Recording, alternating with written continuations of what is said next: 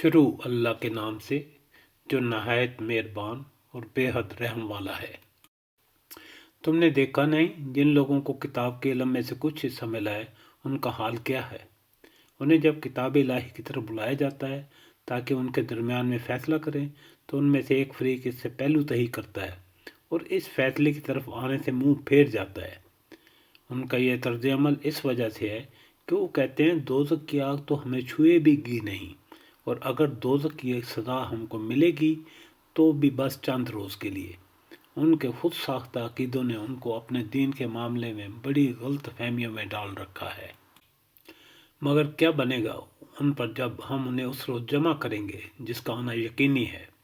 اس روز ہر شخص کو اس کی کمائی کا بدلہ پورا پورا دیا جائے گا اور کسی پر ظلم نہ ہوگا۔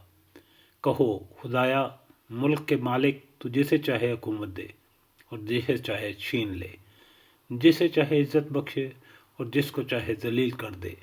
بھلائی تیرے اختیار میں ہے، بے شک تو ہر چیز پر قادر ہے۔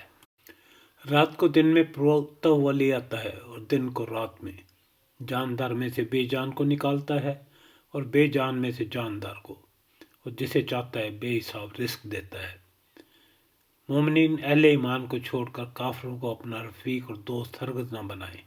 جو ایسا کرے گا اس کا اللہ سے کوئی تعلق نہیں۔ ہاں یہ معاف ہے کہ تم ان کے ظلم سے بچنے کے لیے بظاہر ایسا طرز عمل اختیار کر جاؤ، مگر اللہ تمہیں اپنے آپ سے ڈراتا ہے اور تمہیں اسی کی طرف پلٹ کر جانا ہے۔